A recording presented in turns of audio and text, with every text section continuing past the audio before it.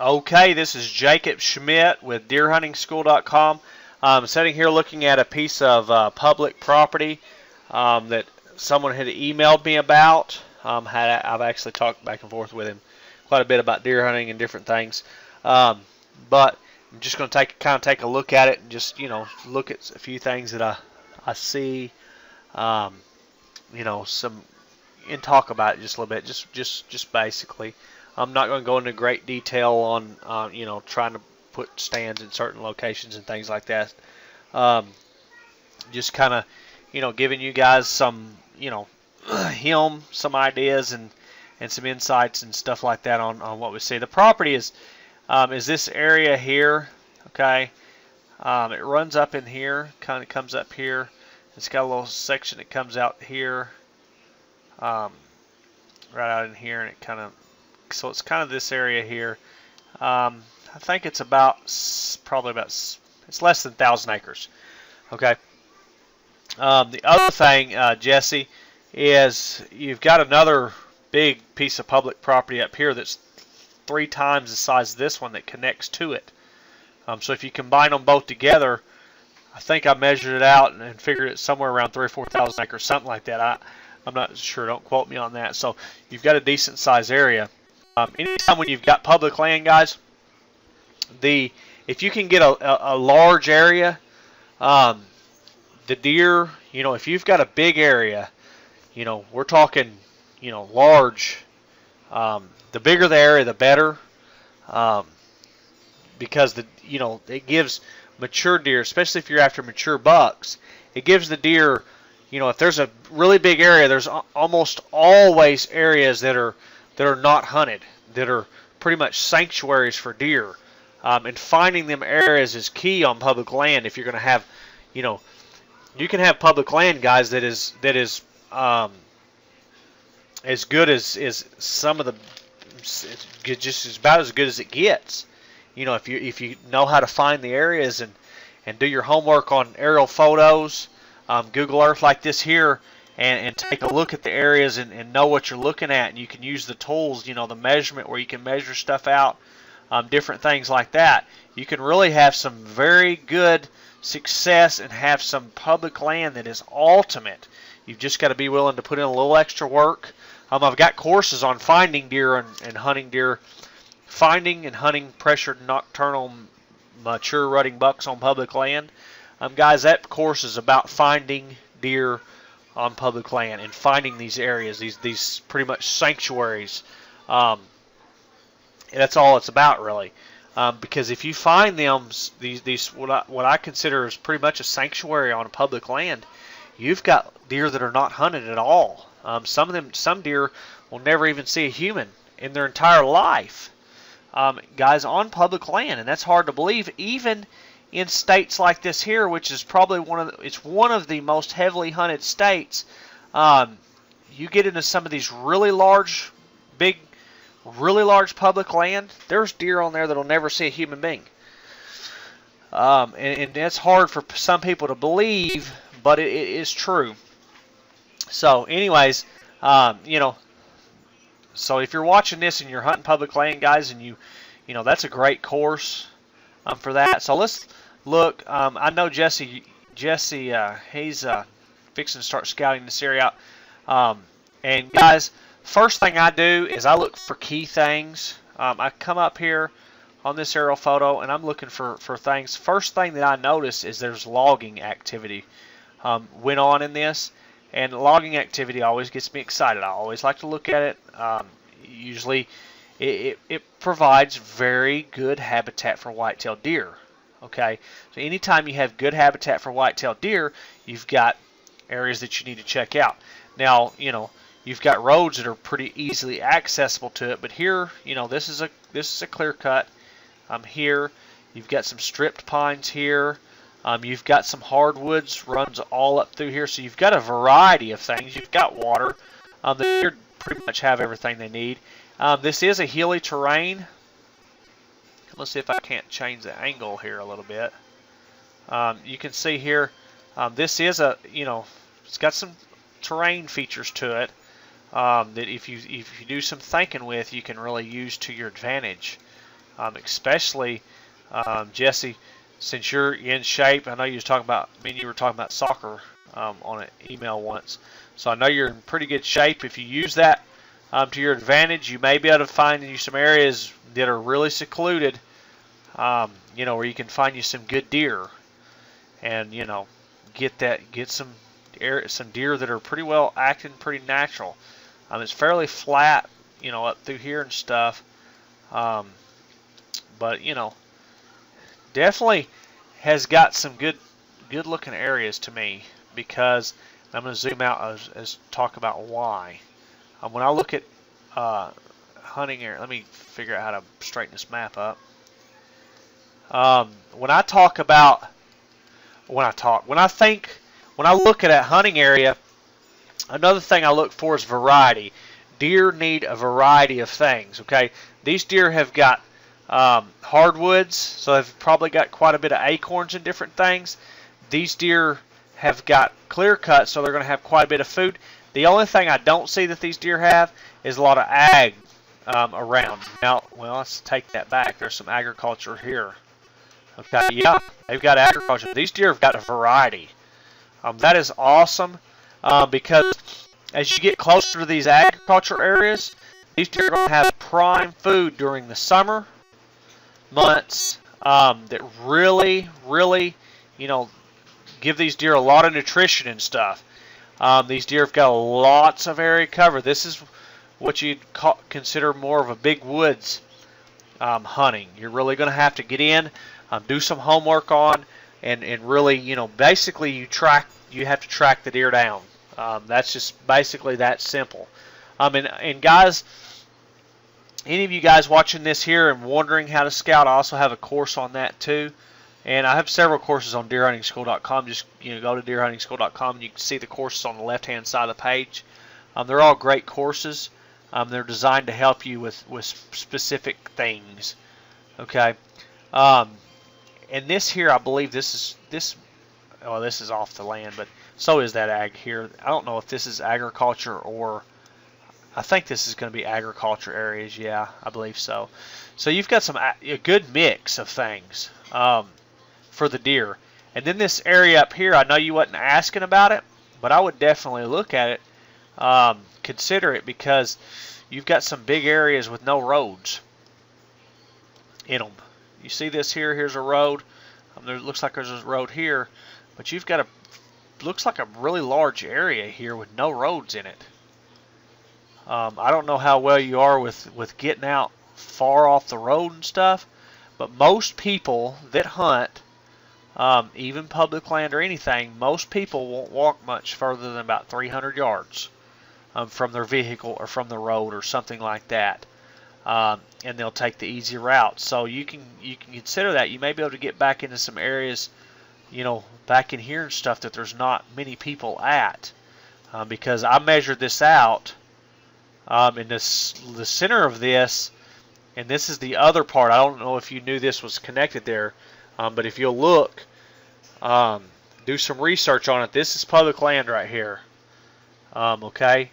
So, and I measured this out, and it looks like it's a little over half a mile centered in this area that there's no roads, and that's getting, out there a little bit, and doing some research and stuff like that on things like that. But I would definitely check out these clear cuts and stuff, looking around them. One thing you're going to have to remember though is hunting pressure is going to be huge on this place. I can guarantee you that. These deer are going to be heavily hunted, so they're going to be very nocturnal at times of the year. Beginning of the year, they're not going to be so pressured. They're going to be really relaxed, especially beginning of bow season.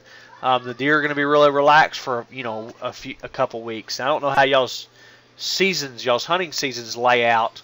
Ours, which I hunt bow hunting only places anyways, because pretty much, so that deer don't have much pressure on them, because that really allows to have some very unpressured deer, and they're pretty much bow hunting only. There's a little gun hunting on them, but and I strategically search out places like that all the time and doing homework on it. But if I was going to hunt this area here, I I'm going to hunt a strategy to where, you know, and I know you got the course on timing and hunting pressured mature bucks, so you'll understand this a little bit. I'm going to hunt, the deer, at the beginning of the season different than I am in the middle of the season, because at the beginning they're not going to be pressured much. They're going to be showing themselves in areas that they normally wouldn't in a couple weeks. And as the hunting pressure comes on, they're going to move tighter and tighter to them bedding areas and tighter to them secluded areas, and they're going to be, not show themselves as much. So at the beginning of the year, I'm going to hunt more open areas and things like that, closer to the feeding areas and stuff like that. In the later in the year, of course, you've got to move in closer towards the bedding areas as the deer get pressure, because they're not going to move much. Most of their feeding is going to be done after dark, and hunting them areas. And then you've got to remember these clear cuts and stuff. This clear cut here is fairly old. I've already looked back on it. This clear cut here is fairly old. So what you've probably got is you've got a clear cut that is actually pretty thick and probably a bedding area as well as a food source. And I'll take you back here and show you that this clear cut is fairly old. Okay, we're getting back to 2003. Well, there it was in 1994. I don't know how old it was, but it's at least 10 years old. I'm saying it wasn't cut too long before 2003. I'm just saying. So you've got a clear cut that's at least 10 years old. So it's going to be grown up quite a bit. So you've got food in there, plus you've got areas where the deer can bed. And I'm not saying to hunt this clear cut. You want to check it out, and you want to look for other areas like that. Here's one here. Here's one here. They're all over the place in here. This is a lot of logging going on. Looks very good. Should have a lot of deer. You've got the agriculture areas. Remember them keys. I don't know where the property boundary is. I forgot from the picture, but you'll know it. Remember that, because them deer are going to be, in the beginning of the season, they're going to be using these ag fields for food sources, and you may catch them coming back and forth off of the public land to the private land, depending on how far it is. If it's close enough to them that you can catch them, because in the beginning of the season, deer bed pretty close to their feeding area. That's another thing that you have to remember there. And then as the season gets longer, the further and further they're pushed back. And that's where timing comes in. You have to follow them deer around, and I know you have the course on that, and that's a great course as well. But looking at this upper area, same thing. You can see some logging has went on in here. There's some trees here that's been stripped. Now we're talking 10 years ago right here that we're looking at. Actually, a little over 10 years. 10 years and a few months, because this is June the 16th of 2003. This picture here was. And then we can take it back even further. So there's been logging going on for a long time. And definitely looks like an area that there's probably that we're talking. Another thing, if you combine both of the areas, we're talking, I think, 3,000 or 4,000 acres, somewhere in that neighborhood. Okay, it could be more, could be less, but somewhere around in that neighborhood if you combine both of these properties. And if you think of that, and you've got to think of the hunting pressure and stuff, you're probably, if it's heavily hunted, you're only going to maybe have 1 or 2 bucks per about every 1,000 acres if it's heavily hunted that may be mature. Unless you've got, some really secluded areas that they can really get away from people. We're talking, when I say mature, we're talking 3.5-year-old. So this would definitely be a good property if it's close to your house to start out learning how to hunt public land. And then as you get, learn it more, you may want to find some bigger areas. I particularly like areas that are over 10,000 acres myself. because then I know for sure that there's going to, if you've got areas that are 10,000 acres, you will have almost always, you've got some areas that people are just overlooking, period. And I'm sure there's probably a few spots on here that people are overlooking. And, you're just going to have to really get in there and, do your homework on it and do some scouting and stuff on this area. So, look at, the key areas first. Look at the edge of the clear cuts. Look at the thick areas. Look around the edges of them and stuff like that. Walk up and down any, look at any water sources. If you have any creeks, rivers, stuff like that, I don't see any, but, look at that. I don't know if you've ever drove through here, but you'll be able to see, where some creeks and rivers and stuff cross. But just take a look at the area real good, and it takes a little time to figure an area out really well. Then the more you do it, the more you hunt new areas, the easier it is, because you can apply what you've learned other places to new places. So anybody out there, guys, just going to say one more time, go to deerhuntingschool.com, check out the online courses. They're really great information for you guys, and information is key. The information that you get from them, you'll have in your mind forever. And they're downloadable. You download them, you can watch them as many times as you want. So once you purchase them, you can watch them, once a year, twice a year, once every 2 years, whatever you want, and refresh yourself, because there's a lot of information in there that I've picked up, over the past 20 plus years of hunting and 20 years of bow hunting. Okay, a little over 20 years of bow hunting. So a lot of information, and I put them in each one for specific reasons, and they're based around the name of them, the reasons are. So, I just want to recommend them, highly recommend them. And I hope you guys enjoyed this video. I hope you get something out of it. This is public land here. I'm not, that's why I'm not zooming out real far. Not going to, give it away too much if I can. And there's another reason I don't like going into great detail on, hey, look at this right here, hey, look at that right there, hey, look at this here, because then you're going to have several people out looking, at this clear cut right here, just because I said it, if they figure out where it's at. That's another reason I do the live coaching and consulting deal, because that's a private deal. No one else sees it, and you get a video recording after the deal's done, and it's you're actually live on the call, and we're actually looking at it live. You're seeing me move the screen and stuff live. So anyways, I hope you guys enjoyed this video. I know I didn't pinpoint specific locations, and there's reasons for that. One I already said, I don't, Jesse asked me about looking for it. I don't want to say, hey, boom, look here, and then other people seeing it, knowing exactly where this land is and doing the same thing, and then you got 2 or 3 people trying to hunt the same spot because I said, and stuff like that. So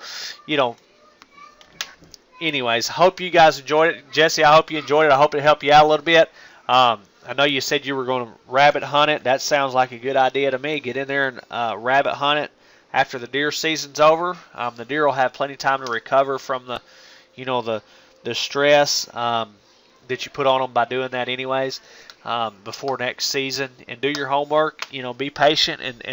And doing this, Jesse, and for anybody else, he's got some land, some private land to hunt, and he's going to mix in some public land with it, so that he's not overpressuring his private land, guys. That I highly recommend that for anyone that has private land. If you have private property and you love to hunt, now if you just go hunting a couple times a year, well then that's different.